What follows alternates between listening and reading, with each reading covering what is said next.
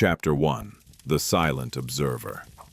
In the humid haze of August 1698, the port of Boston buzzed with the clamor of merchants unloading cargo from Europe. Among the crates of wool and spices stood a weathered brigantine, the Sea Venture, fresh from Barbados. Its hold disgorged 47 souls onto the weathered docks. Enslaved Africans bought cheap in the Caribbean trade. One caught the eye of Captain Elias Hawthorne, a shipbuilder whose yard on the Mystic River employed dozens in crafting vessels for the growing colonial fleet. She was 22, slight but wiry, with calloused hands and eyes that scanned the crowd like a hawk tracking prey. Listed in the manifest as Mara, house servant, she cost Hawthorne 28 a bargain for her youth and apparent docility. He needed someone for his sprawling waterfront home, where his wife Abigail managed the household amid the chaos of sawmills and shipwrights. Mara said nothing as chains clinked free, only nodding when prodded toward a waiting cart. Hawthorne's estate overlooked the shipyard, a sturdy two-story house of clapboard and brick, ringed by drying lofts and tool sheds. Abigail, sharp-tongued and weary from 3 miscarriages, assigned Mara to scrubbing floors and tending the massive brick hearth that heated the home through New England winters. "Work quick, speak less," she snapped on day 1. Mara obeyed, her movements precise, voice rarely rising above a murmur. But Hawthorne's real empire lay in the shipyard. He supplied warships to the Royal Navy and merchantmen to Boston traders, employing 80 hands, free whites, indentured Irish, and a handful of slaves. His ledgers brimmed with contracts: hulls for sugar voyages to the Indies, sloops for cod fishermen off Newfoundland.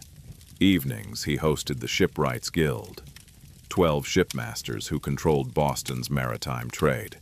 They gathered in his parlor, puffing pipes over rum and tallies, plotting bids on naval commissions and ways to undercut rivals.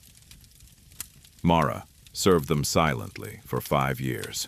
She cleared tankards stained with molasses rum, overheard deals sealed with handshakes. Guild members like Jonah Pierce, who ran the largest rope works, Silas Crow, master of timber imports, and young Tobias Finch, whose ambition burned hotter than his forge. They boasted of shortcuts, green timber that splintered at sea, crews starved to cut costs, slaves chained below decks until they broke. Pierce once laughed as Mara refilled his glass. "This one's got the look, quiet, but watches everything. Bet she'd make a fine lookout if we didn't need her indoors." The men chuckled, blind to her clenched fist under the tray. By 1703, Mara spoke broken English, laced with Bantu cadence, enough to fetch tools or relay orders. But she listened most. She memorized faces, voices, rivalries. Pierce envied Hawthorne's Navy contract. Crow skimmed lumber counts. Finch whispered of sabotage to steal clients.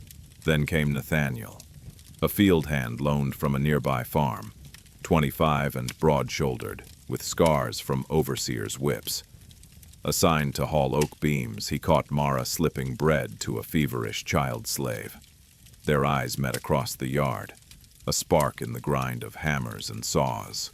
They met at dusk by the tidal flats, where marsh grass hid whispers. Nathaniel taught her shipyard rhythms. When patrols dozed, how ropes could be cut unnoticed. Mara shared guild secrets, meeting dates, weak spots in the yard's night watch. By spring 1707, they dreamed bigger, not escape, but disruption. Hawthorne announced a massive frigate for the crown, 120 feet, armed to the teeth. The guild would converge June 12th to finalize labor shares and skim profits. Mara saw her chance. "They build on our backs," she murmured to Nathaniel one night. "We burn their future from inside." He gripped her hand. One ship down, they all feel it. As June dawned, sticky and thick, Mara began preparing. She tested the hearth's iron pokers, noted rum barrels in the cellar. The guild meeting loomed. 12 men, fat with greed, gathered in her domain. Little did they know, their trusted servant had become their judge. Chapter 2. Whispers in the Yard. June 12, 1707, broke over Boston Harbor with a salty fog that clung to the shipyard like a shroud.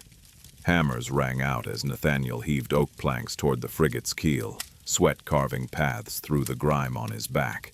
The beast of a ship loomed half-framed, 120 feet of oak and pine destined for the Royal Navy, Hawthorne's crown jewel. Guild members would arrive by noon, sealing their cut of the $5,000 contract over rum in the parlor. Mara slipped from the house at mid-morning, a basket of rags on her arm as cover. She crossed the yard, nodding to overseers who barely glanced her way. Nathaniel caught her eye from the timber stacks, jerking his head toward the tidal flats.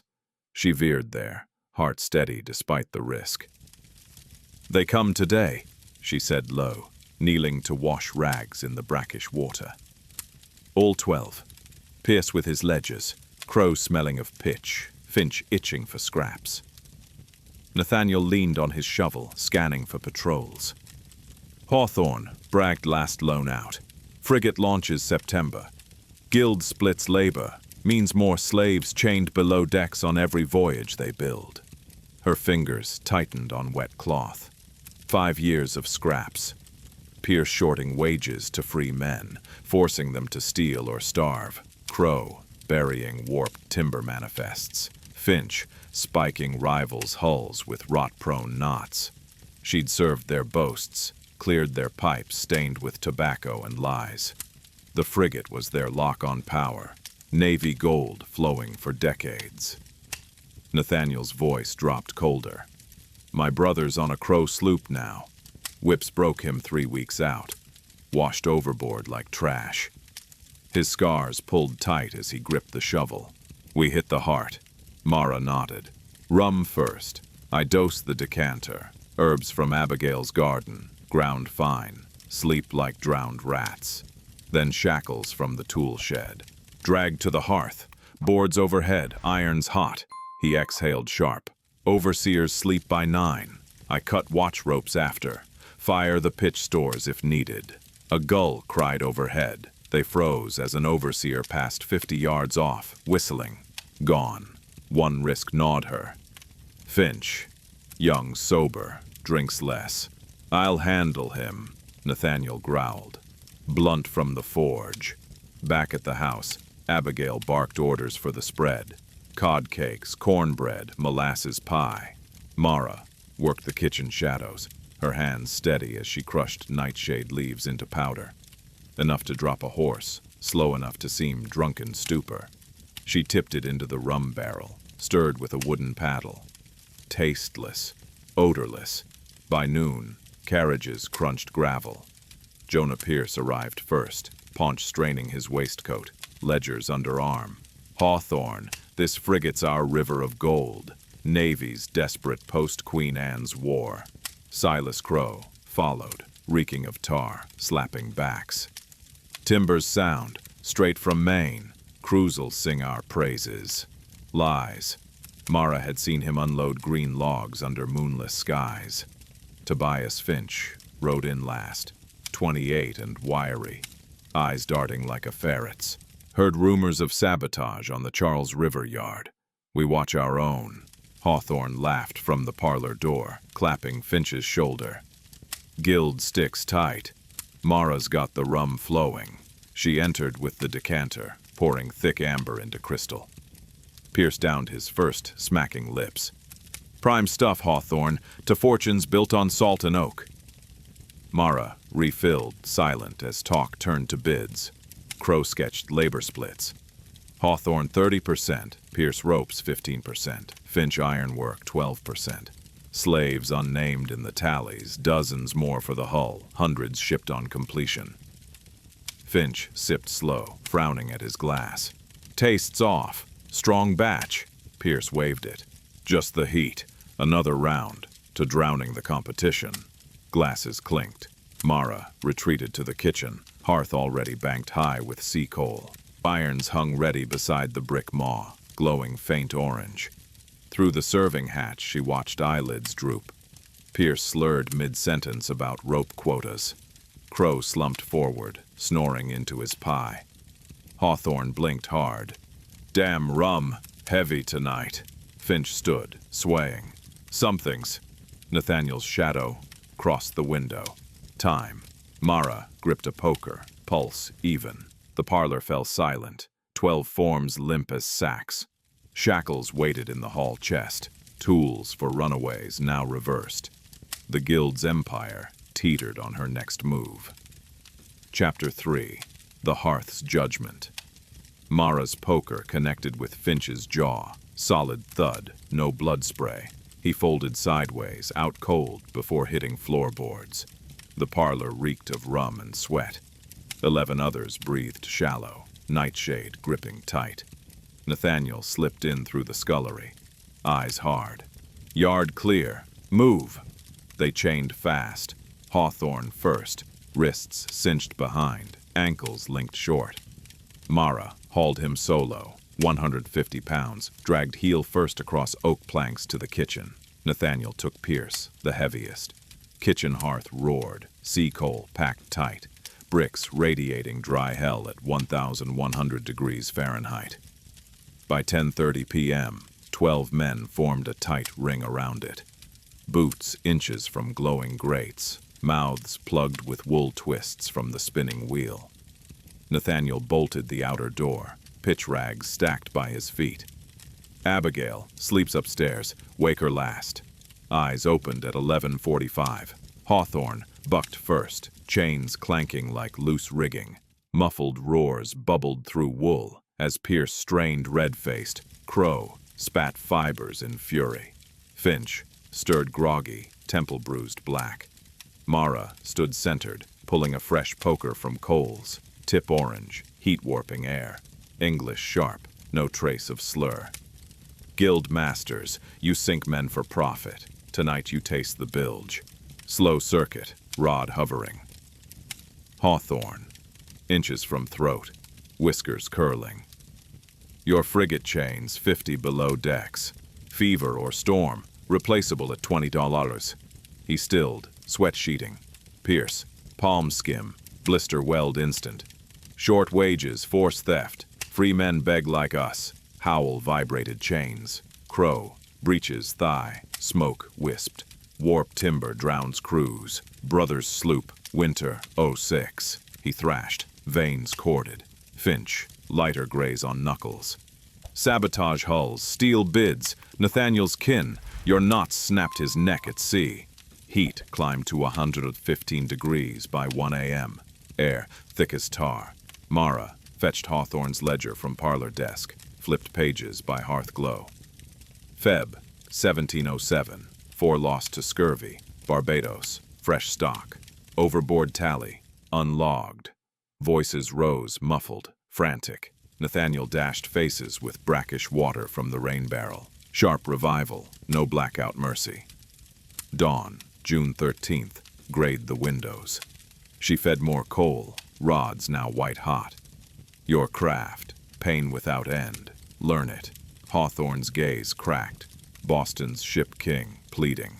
Rod bit forearm clean, branding a slave mark inverse. Rafters shook with his bellow, carrying faint to the yard's edge. Noon sun baked through panes. Skin mottled, breaths wheezed. Mara yanked them inward. Feet now kissing coals through leather. Holds truth, to Crow. Slow rise, no hatch. Finch, twisted free, a pinky chain link in delirium. Nathaniel's boot heel ground it flat, bone crunch. Titan. Shadows lengthened brutal. Knives whetted rhythmic. Bantu hum low under crackle. Hammers in the distant yard resumed hesitant. Words stirring among hands. Final hours loomed. The guild baked, alive to every regret. Chapter 4. Ashes of the guild's sun dipped low on June 13th, 1707, painting the kitchen in bloody streaks through grimed panes. Hearth coals pulsed white-hot, kitchen clocking 125 degrees. Air, a shimmering furnace. The guild wilted. Hawthorne's breeches smoked at the hems. Pierce's face ballooned purple. Crow's tar-reeking bulk shuddered with dry heaves. Chains bit deep. wrists raw canals. Mara circled final time, knives honed mirror sharp. "Your ships sail on bones," she said flat.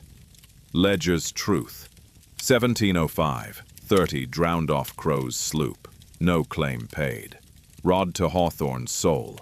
Leather charred instant. Bone grind scream muffled faint. Nathaniel hauled them tighter. Boots now jammed against great lips. "Bilge rise," he growled at Crow. "Your green oak snapped Nathaniel's brother mid-Atlantic. Feel the splinter." Finch babbled through wool gaps, delirium cracking. "Pierce, rigged my bid. Forgive." Nathaniel's boot silenced him, jaw realigned snap. No loose tongues. By 8 p.m., collapse clawed. Hawthorne lasted longest. Eyes locked on Mara, pleading turned hate, then blank. Last rasp. "Mercy! Papers! Free!" She leaned close. "Freedom's what you sold. Burn it." Knife nicked veins slow. Blood sizzled on coals. Midnight struck. Bodies slumped inward, flesh bubbling where irons kissed. Hearth claimed the rest. Lungs seared, heart stuttered out. Nathaniel checked pulses. None. Done. Dawn, June 14th. Yard hands hammered hesitant, whispers rippling. Smoke from Hawthorne's kitchen. Overseers pounded the bolted door at 6 a.m. Burst into hellscape. 12 charred husks ringed the hearth. Chains fused to wrists. Wool plugs blackened grins. Mara sat cross-legged amid it. Knife wet rhythmic. Bantu dirge faint. Nathaniel vanished pre-dawn. Slipped to a smuggler's skiff off the flats. Chaos erupted. Abigail shrieked upstairs, fled to neighbors. Word raced Boston. Guild wiped in Hawthorne's own home. One slave woman. Irons reversed. Colonial magistrate sealed the parlor. Governor Joseph Dudley summoned. Families bade execution. Slaves in yards stood taller. Dilemma gripped authorities. Public trial. Her tale spreads. Plans, poisons, guild rot exposed. Ledgers seized. Skimmed Navy gold. Drowned crews logged as cargo loss. Hang quiet. Rebellion whispers brew. Solution. Midnight sail to a privateer captain. $40. Bound for Caribbean hells. Sugar Islands where slaves lasted 18 months. Chain gang loaded June 20th under guard. Ship Swift Mercy sailed dusk. Log noting, fever death day 3, sea burial. But ripples spread. Shipyard fires hit Pierce's ropes July 1st. Arson suspected. Crow's timber rotted mysteriously. Finch's forge hands walked quotas, slow. Overseers quit, citing night shadows. By 1708, Guild reformed shaky. Fewer meetings, armed escorts standard. Laws tightened, no slave gatherings, hearth irons inventoried. Nathaniel surfaced rumors in Barbados free black nets, teaching yard codes. Boston ships launched wary after. Hulls checked triple, crews fed better. Not mercy, fear. Hawthorne's frigate. Scrapped half keel, Navy contract voided. Mara became yard ghost. Whispers of her knife song, reversed chains. Colonial records logged, kitchen blaze, rum mishap. No names, but docks echoed her truth. Build on backs, backs burn back. Greed's keel cracks slow, but splinters complete. What ghosts lurk your harbor? Hit subscribe. Shadows hide more.